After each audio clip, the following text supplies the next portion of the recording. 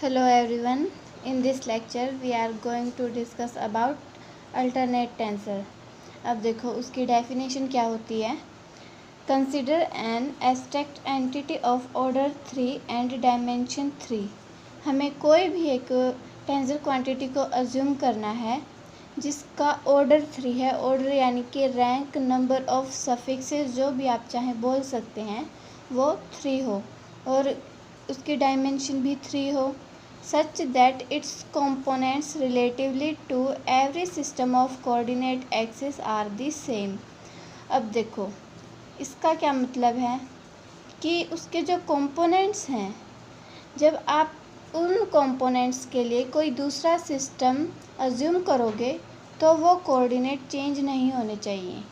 अब जैसे आपने फर्स्ट लेक्चर में समझा था कि जैसे हम 3D कोऑर्डिनेट सिस्टम को रोटेट करते हैं तो उसके कंपोनेंट्स हैं वो चेंज हो जाते हैं.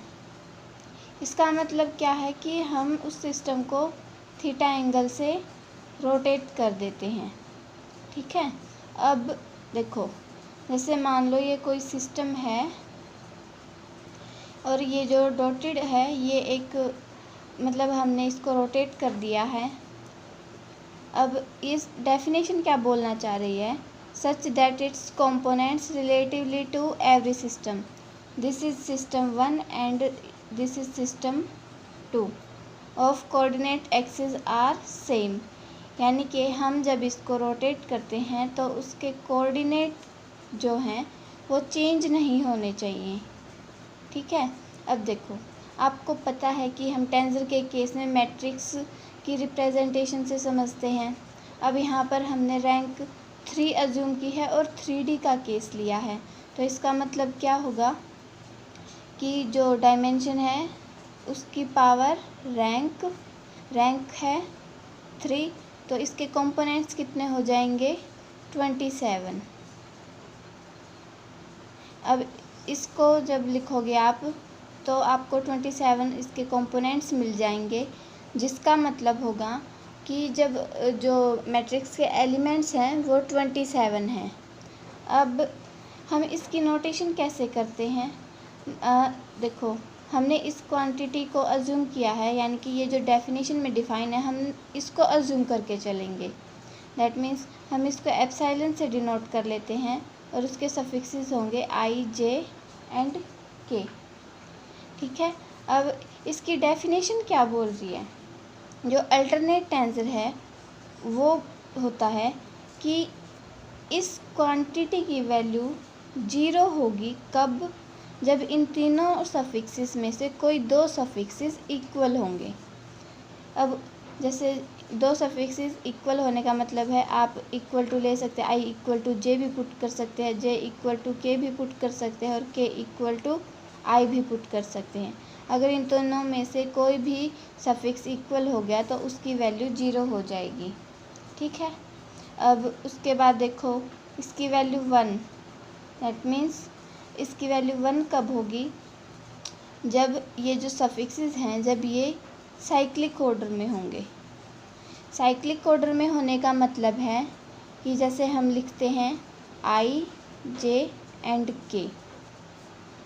अब देखो जब हम इस डायरेक्शन में इन सफिक्सेस को काउंट करेंगे, अब यहाँ पर देखो आई, जे, के की जगह आप 1, 2 एंड 3 को अज्यूम करो. अब इसके सफिक्सेस हम कैसे लिख सकते हैं 1, 2, 3, 3, 1, 2 एंड 2, 3, 1. हम इस डायरेक्शन में जब चलेंगे और उन सफिक्सेस को रिप्रेजेंट करेंगे तो इसका मतलब होगा कि जो सफिक्स है उनका साइक्लिक ऑर्डर है. और उसी तरीके से जब हम इस डायरेक्शन से रिवर्स डायरेक्शन में जाएंगे, दैट मीन्स इस साइड 3, 2, 1 या फिर 1, 3, 2 या फिर 2, 1, 3 कोई भी, तो उसका क्या मतलब होगा, वो होगा एंटी साइक्लिक. अब ये तो हो गई सफिक्स की बात कि कब क्या वैल्यू देगा. साइक्लिक होगा तो 1 और जब एंटी साइक्लिक होगा तो -1. ये तो हो गई इसकी रिप्रेजेंटेशन. अब देखो इसकी कुछ प्रॉपर्टीज़ होती हैं।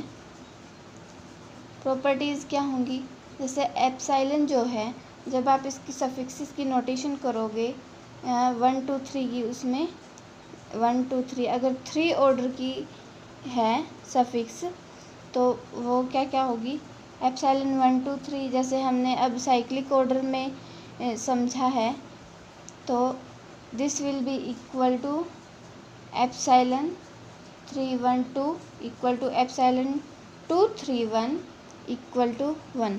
इसका ऑर्डर चेक करो अब, 1 2 and 3 that means 1, 3 1 2 this is also 1 and 2 3 1 ये वाली डायरेक्शन है, तो इसकी वैल्यू 1 है। यानी कि हम इसकी ये जो टर्म है हम इसको प्रॉपर्टी बोलते हैं एक अल्टरनेट टेंसर की। उसी तरीके से हम इसको माइनस कब बोलेंगे, epsilon 1 3 2 equal to epsilon 2 1 3 equal to epsilon 3 2 1 equal to -1। अब इसका भी ऑर्डर चेक कर लो आप, 1 3 2 डायरेक्शन रिवर्स हो गई सफिक्सेस की। उसी तरीके से 2 1 3 और 3 2 1 दैट मीन्स इक्वल टू -1। अब देखो, हम जब भी रोटेशन करते हैं तो हमारे पास एक सिस्टम आता है, वो क्या क्या होता है, एक तो एक्स होता है और एक एक्स डैश की टर्म्स में, यानी कि जो सिस्टम ट्रांसफॉर्म हो चुका है हम उसको कैसे रिप्रेजेंट करते हैं। जैसे this is x1 x2 and x3, this is origin O, this is x1 bar x2 bar and this is x3 बार।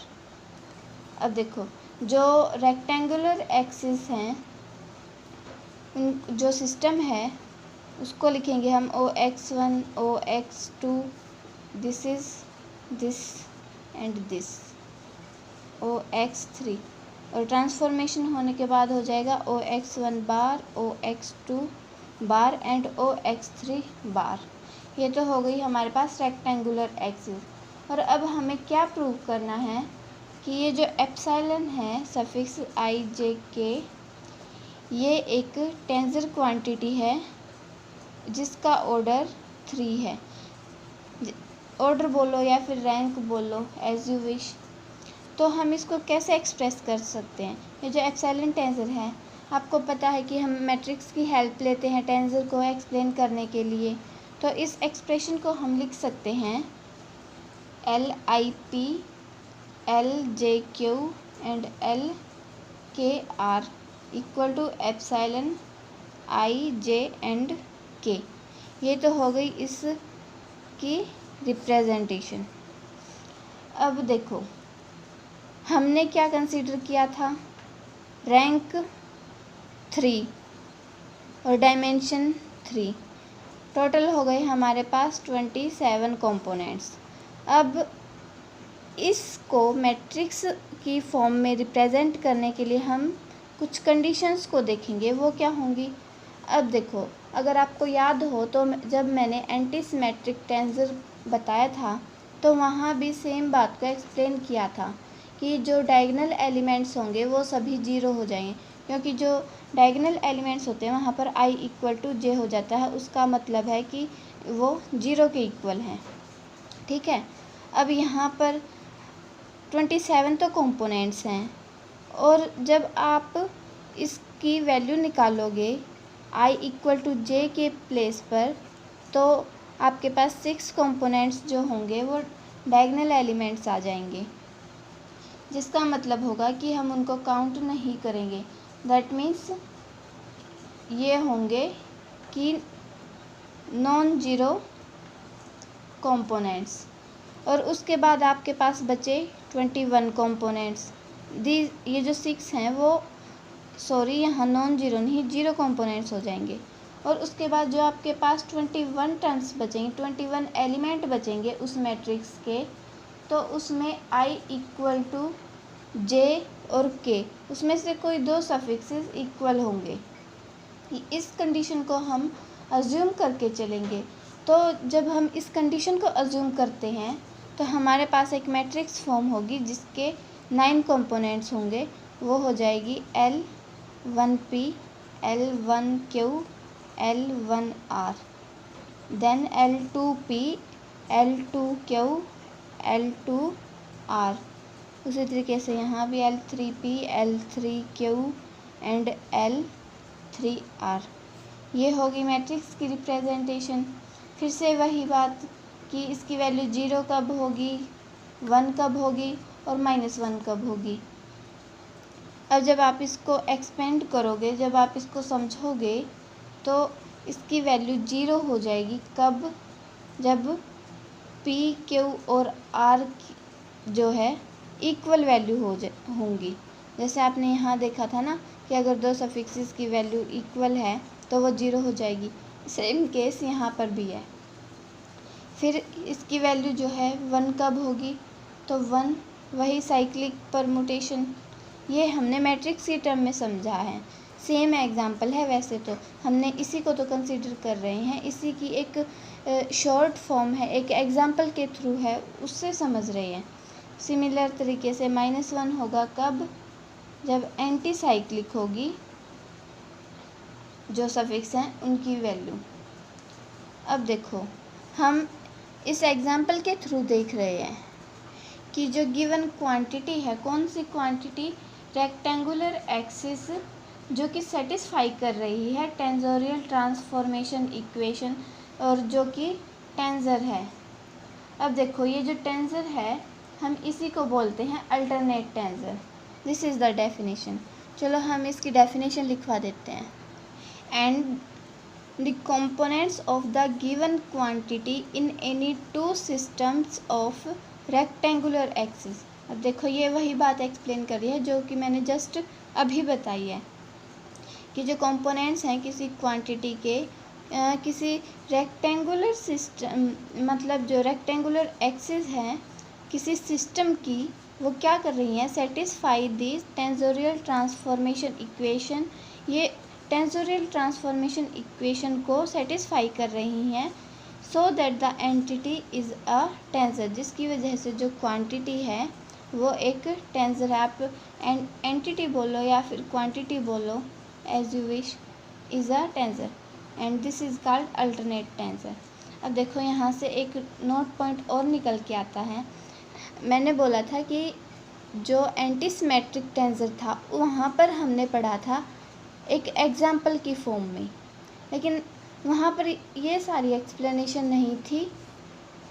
लेकिन अब क्या कंक्लूज़न निकल रहा है यहाँ पर कि जो अल्टरनेट टेंजर है, अल्टरनेट टेंजर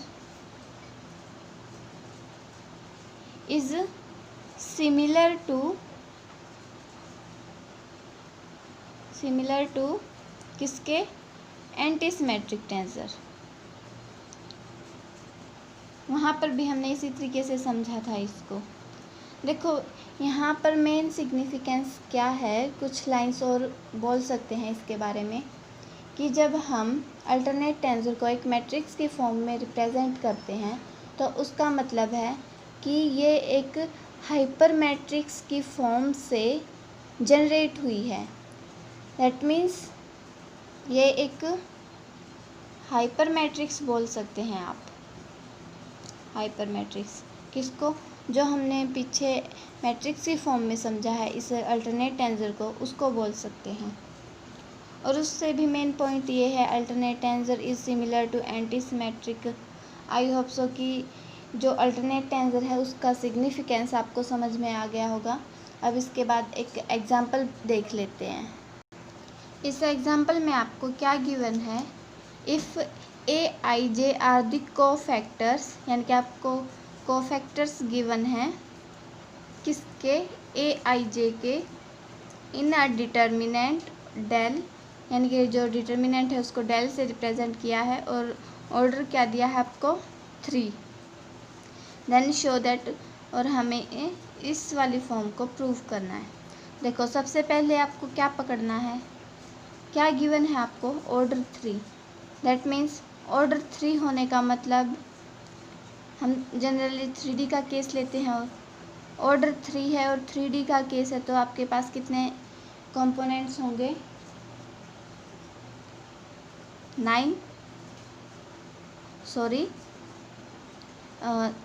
3D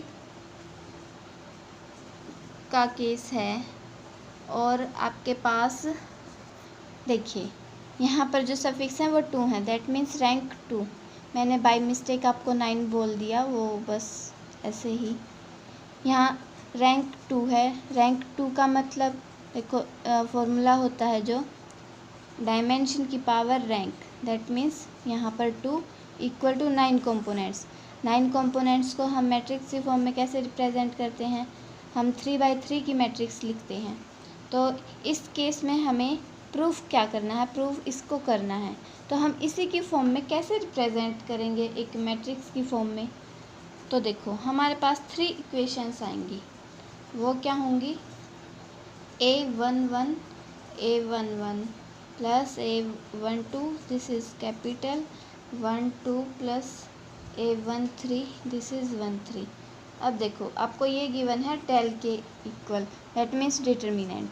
उसी तरीके से जब आप नेक्स्ट इक्वेशन लिखोगे तो वो किसके इक्वल होगी, दिस इज़ A11 A21। ये जो ये वाले सफिक्स हैं ये चेंज हो रहे हैं। देखो जिस तरीके से हम मैट्रिक्स के एलिमेंट्स को रिप्रेजेंट करते टाइम चेंज करते हैं, उसी तरीके से उसी फॉर्म में। Then A12 A22 plus A13 A23 then A11 A31 plus A12 A32 plus A13 A33। This is equal to 0, this is also 0, this is equation 1, this 2 and this is 3। अब देखो हम इसको और भी शॉर्ट फॉर्म में लिख सकते हैं। तो हमारे पास क्या इक्वेशन आएगी, तब हो जाएगी Aij A1j।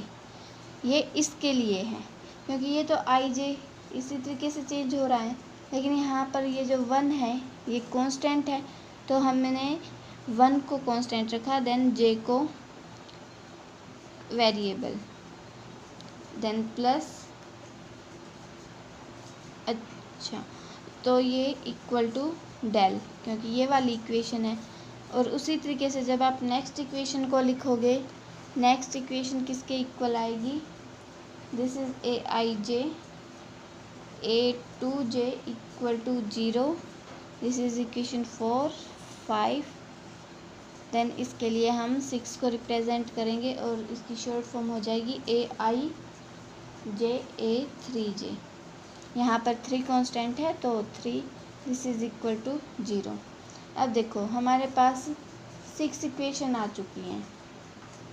अब जब हम इन 6 इक्वेशन को एक सिंपल इक्वेशन में यानी कि सिर्फ एक ही इक्वेशन में रिप्रेजेंट करेंगे तो क्या आएगा हमारे पास, वो भी देखो, that will B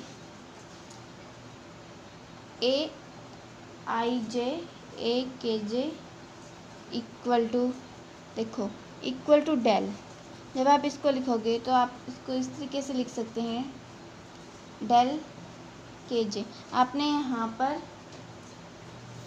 Kronecker delta की वैल्यू को यूज़ कर लिया, यहाँ पर उसकी डेफिनेशन को यूज़ किया है। देखो जिस तरीके से आपने यहाँ पर इन इक्वेशंस को लिखा है ना, उसी तरीके से आप और भी बहुत सारी इक्वेशंस को लिख सकते हो। जैसे और इक्वेशंस कैसे लिख सकते हो, वो हो जाएंगी, जैसे एग्जांपल के लिए A2j Akj equal to delta 2k। That means यहाँ पर ये जो 2 है वो कांस्टेंट है, चेंज नहीं होगा। देन उसी तरीके से आप और भी लिख सकते हैं 3j Akj equal to del 3k। आपको सिर्फ प्रूफ इसको करना था जिसमें आपने यूज़ किया क्रोनेकर डेल्टा की डेफिनेशन को। देखो Aij चेंज कर रहे हैं इसके तरीके से, ये 1 1 1 2 and Akj is also changing सभी के लिए। This equation is valid for whole equations. आप कितने भी इक्वेशंस फॉर्म कर सकते हो इसका यूज़ करके। हमें तो सिर्फ ये प्रूफ करना था जो कि हम कर चुके, क्योंकि इस इक्वेशन के थ्रू आप कुछ भी लिख सकते हो। ये जो 3x3 ऑर्डर की मैट्रिक्स है आपके पास, आई थिंक कि आपको ये समझ में आ गया होगा। And now thank you, this lecture ends here.